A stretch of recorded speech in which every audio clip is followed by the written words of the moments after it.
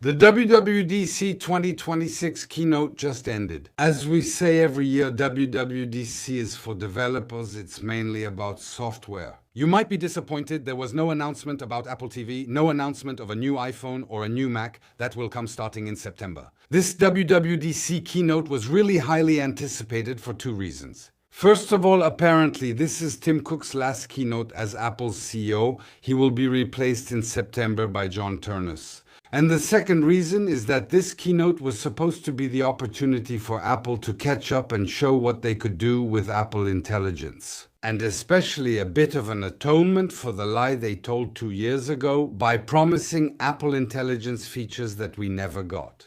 Well, let me tell you right from the start that even though I wasn't expecting much, I was still disappointed, especially because I'm European. We'll talk about it a bit more in the video.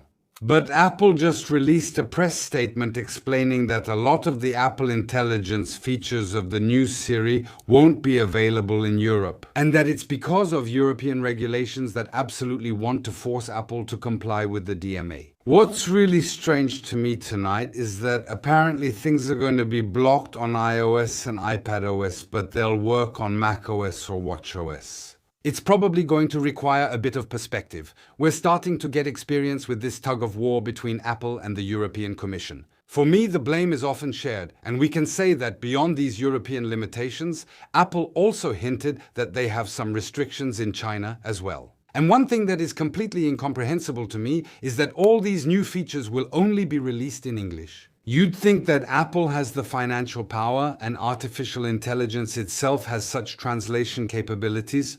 It's incomprehensible that companies like Google, OpenAI, and Meta managed to release worldwide in all languages, even working in Latin, while Apple has a very limited rollout and only in English. We'll have a lot to discuss on these topics and might make more videos. We're still going to analyze the announcements from this WWDC keynote in two parts. First, I want to discuss what we'll have in Europe, which will be quite limited. Then we'll talk about the new Apple Intelligence, the new Siri, and all the new features that Apple is announcing, which we hope to get in Europe someday. But before we get to the heart of the matter, a few words from our sponsor. Since it's WWDC, we're going to talk a lot about software and AI. But all of that runs on machines, on your devices, on your hardware, and of course all of that needs to be recharged from time to time. And it runs very well because this video is sponsored by Ugreen. Ugreen is offering a new line of chargers. Chargers and power banks that are extremely fast and extremely compact. The Ugreen Exode and MagFlow are. And the concept is simple. A lot of power in a very small space. For example, this. This is the Ugreen Exode R Charger 6565W GaN Fast Charger 7.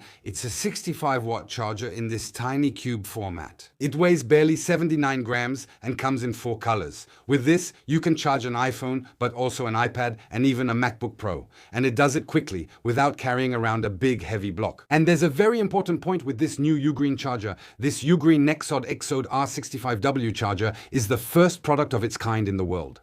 Among all brands, it's the first to receive the TÜV SÜD S certification. This certification is for compact high-power charging. All of this comes with 9 levels of built-in protection against overheating, overvoltage, and more. But I also want to tell you about another charger from Ugreen. It's also 65 watts, but look how incredibly thin it is with this card-like design. This is the Ugreen Exode Air Charger, ultra thin, 65 watts, perfect for tight spaces or to slip into your pocket. It's kind of the charger for those who don't want to carry a charger. But you don't always have an outlet nearby, and for everyday use, for traveling, we're really big fans of magnetic power banks. The Ugreen MagFlow Air Magnetic Power Bank, 5000 mAh. It's ultra thin.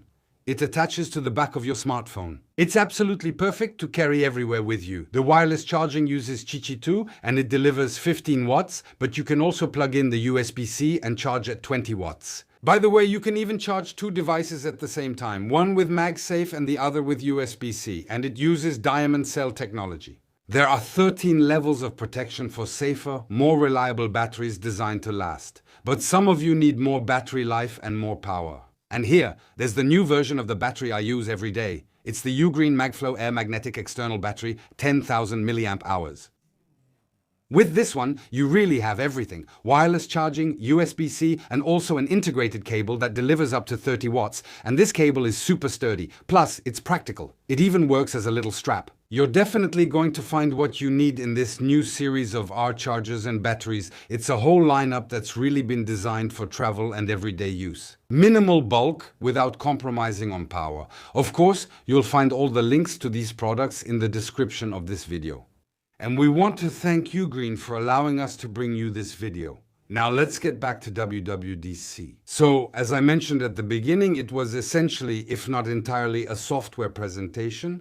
Even though Tim Cook really emphasized the perfect hardware and software integration that is Apple's signature. Craig Federighi was the next to speak, and he focused the presentation on three main points. The first point was stabilization, improvement, and optimization. Then they talked about security, especially children's safety. And the main pillar of this presentation was Apple Intelligence, from the foundations all the way to Siri 2.0, which will be called Siri AI. If it comes to France, it will be Siri IA. As usual, in this kind of video, I'm going to say the word SIRI a lot. So remember to disable it on your devices. Otherwise, you'll get a lot of unwanted searches. So let's talk about the improvements we'll get in Europe with the different versions of OS 27. Whether it's macOS, iOS, iPadOS, etc., quite a few small improvements we've been asking for, more granularity with liquid glass. You'll be able to set it according to your preferences, more or less to your taste, let's say. There's a standardization of certain tools, also a standardization of the edge curves, more liquid glass in the icons. It wasn't too bad. But above all, what I was looking forward to the most is performance optimization. Apparently, cross-platform apps will open 30% faster than before, thanks to app preload systems. They gave a figure that needs to be verified. But apparently, for example, when you take a photo, it will take 70% less time to appear directly in the album. The good news is that this optimization will also apply to older iPhones, and that iOS 27, now I'm not talking about Apple Intelligence, but iOS 27 will be compatible up to the iPhone 11. They also said that, for example, switching between Wi-Fi and cellular will be much faster. Search in general will be improved from Spotlight to Mail, including photos. They did mention, in fact, a redesign of the indexing system, more stable, more reliable, more complete. There were other announcements as well, but it would take too long to go through them all. We'll be able to measure that when we actually get iOS 27. One big piece of news, but mostly marketing, is that macOS, which always has a nickname, will apparently be called Golden Gate.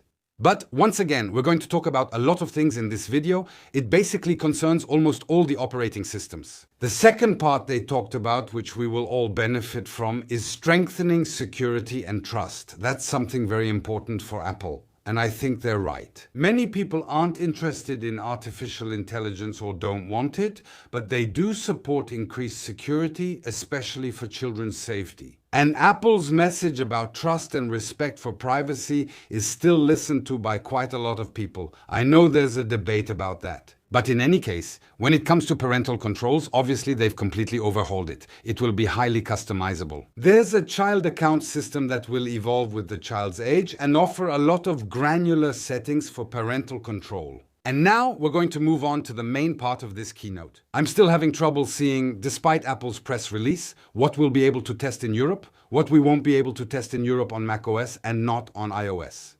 It really feels like Apple is at the peak of its standoff with Europe, but also clearly with China. And my personal opinion on all these topics is that I find it very unfortunate that there isn't more communication or better ways of working between, for example, the European Commission and Apple. Apple has a lot of money. They have a lot of lobbying power. They might have been able to anticipate some problems. They present Europe as someone who is blocking the situation. I'm not a specialist in the European Commission either. I don't know to what extent Europe refuses to engage.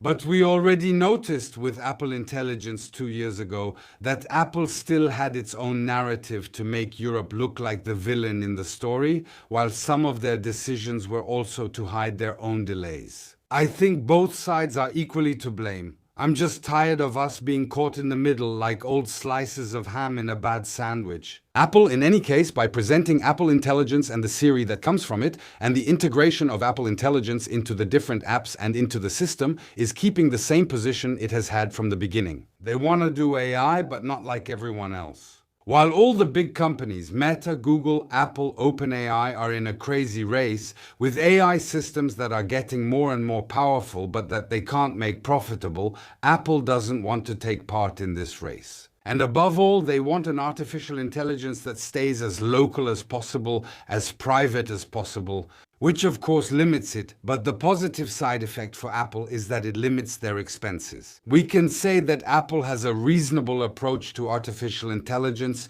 but maybe it's a little too reasonable. What they presented, I have to warn you, it's not going to amaze you if you already use AI. What was interesting is that they talked about their architecture. Contrary to what has often been said, Apple Intelligence is not based on Google's Gemini. Apple Intelligence is based on the Apple Foundation model. Apple used the methods behind Gemini to rebuild its foundations. At least, that's how I understood it. But for you, what's important to remember is that Apple will try to run as much as possible locally on your devices. And when it goes to the cloud, because more power is needed, it won't go to Google's servers. It will stay in the protected cloud that Apple introduced 2 years ago. What's also interesting is that Apple is looking to integrate artificial intelligence more deeply into its operations, into its system. That's where there will be a fundamental difference between installing a ChatGPT or a Gemini chatbot on your iPhone and having Apple Intelligence running your iPhone. An AI that's more integrated into the system will allow for a much more relevant Apple Intelligence. It will be able to take a lot more things into context. It will update itself with the web, but it will also be able to, for example, read your screen to see what you're doing. It will be able to generate complex actions without telling you, like, open this app. It will be able to do it itself. And all of this still with that bookkeeping, the shield of protection that Apple promises. To keep all of this as much as possible locally so that your information doesn't go anywhere else, not even to Apple. And where they made a commitment, especially on this notion of protected cloud, is that they said it will be verifiable by independent third parties. And here we can still make a side note. It's still said that the company most concerned about its users' privacy, at least according to what they announced, can't reach an agreement with the European Union, which tells us that they also care about this. Actually, things are a bit more complicated than that. The European Commission thinks that Apple has practices that are anti-competitive, and once again, this deserves a whole video to talk about these topics. So, based on this Apple Intelligence, the first big announcement that everyone was waiting for is the new Siri. The new Siri will be called Siri AI, which still gets triggered like an idiot. Don't get me wrong when I say the word, well, everything gets triggered on my desk too. A more capable Siri, a Siri that understands better, a more conversational Siri. There will already be an app dedicated to Siri. It will be kind of like a conversational memory. All the interactions you have with Siri, whether it's in an app, whether it's in an image, everything will be in the Siri app if you're looking for old conversations. We can also see that they haven't completely forgotten about Vision OS. Vision OS. Since they talked about 2 or 3 features that will be specific to Vision OS. But honestly, we could say it was maybe more to announce future Apple Glass than to highlight the Vision Pro. That's also what I understood. They're putting the focus back on visual intelligence, but it will be more integrated into the photo app rather than being an independent feature like it was 2 years ago in a sort of Siri mode. As for the interface, well, it depends on the platforms. But overall, we can say that it's more integrated into the dynamic island. I think it might be a bit strange on macOS since there will still be notches, but there will also be a dynamic island, we'll see. So they went ahead with their demos, and once again, I had the same reactions as I did with the last Gemini demos. The demos don't live up to the promises. Overall, it's always kind of the same thing. You see a concert poster. You can set a reminder to remind yourself to get tickets. You can show it something on the screen, it will put it into context, so you can ask for directions. Not demos that I found amazing, and I'm disappointed by that. Because for me, Apple was definitely the best company to give us real examples of the usefulness of artificial intelligence. Today, most of us, we're told that artificial intelligence is important. But we don't really know what to do with it. Let's hope that maybe the rest of WWDC week will bring us more concrete and a bit more exciting things. What they also showed is a new conversational experience, especially when it comes to voice. Apparently, we'll have voices that are much more adjustable at a very granular level. Dictation will also be improved. Well, for now it's in English, but they also mentioned something about that. Apparently, these advanced voice features won't be available on all devices compatible with Apple Intelligence, so you'll have to read the fine print. But I'm afraid that only the latest iPhones, the ones from this year, will be compatible with this very specific voice customization feature. Still, you can see that. I don't want to be only negative. A series that seems much more conversational. It already understands much better what we're saying, and it can put things into context. And with an advantage compared to Gemini or ChatGPT on your iPhone, here it will be able to provide context. For example, a text message you received, it will be able to integrate it into the conversation and perform much more complex actions. We even see an integration of Siri quite deeply into the system, because at one point he showed that by selecting 3 files in the Finder. I could ask Siri for an opinion on those 3 files without having to open them. That can be really useful. Now, I should mention all these features will only be available in English in the United States, at least during the public beta phase. We don't know much more about the release in September.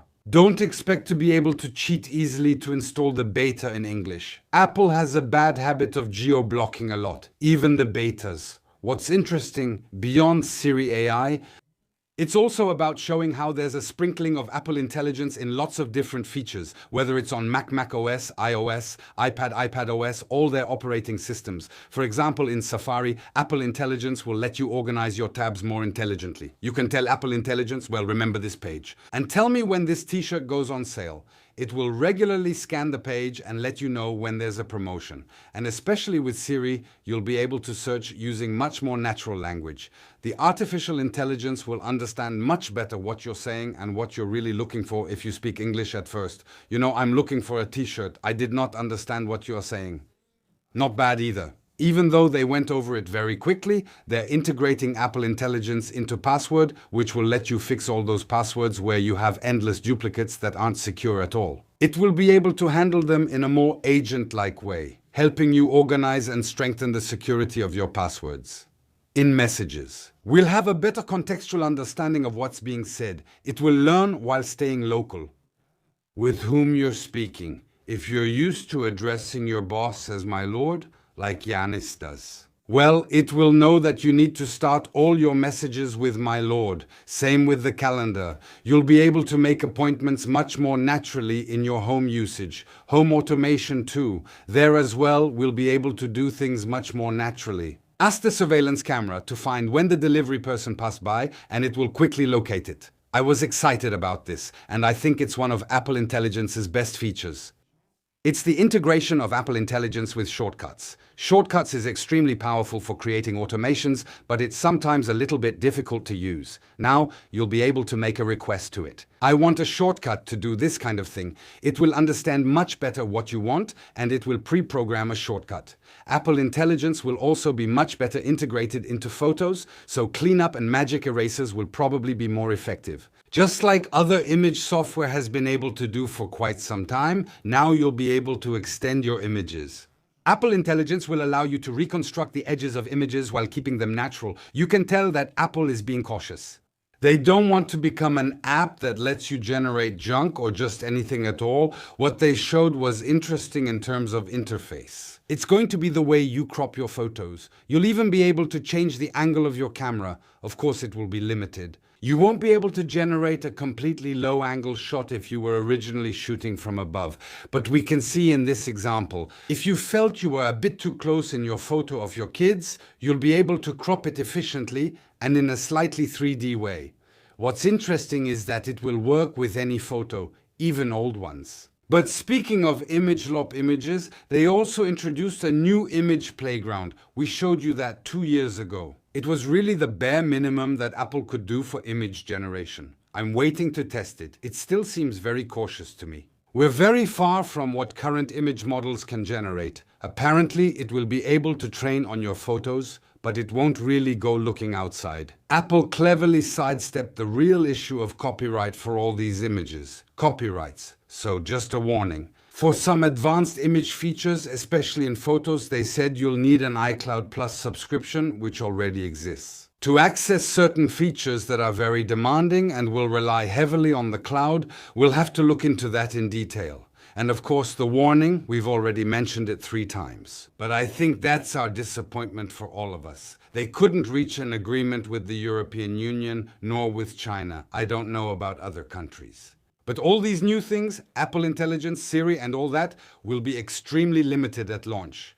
Is Apple trying to discreetly cover up some delays? That's what makes me say this. It's just that I find it once again very strange that it's only coming out in English, because you can't really say that's a regulatory issue. I think, and I believe you feel the same way. It's very strange that Apple can't manage to comply with certain regulations, while others manage to do it. Is Apple particularly scrupulous, or are we seeing a standoff between Apple and the European Union and they're not happy about it? Because the European Union has imposed certain things on them that don't help Apple's revenue. These are extremely complex issues. I don't want to fall into the trap of saying it's Apple's fault, it's Europe's fault, it's China's fault, as I've already said. What annoys me is that users are being held hostage. So, come to an agreement, otherwise it's going to be a slapfest. Anyway, all of this made for a really lackluster keynote. It's almost a bit sad to see Tim Cook end on that note. He almost sacrificed himself, almost sacrificed his reputation.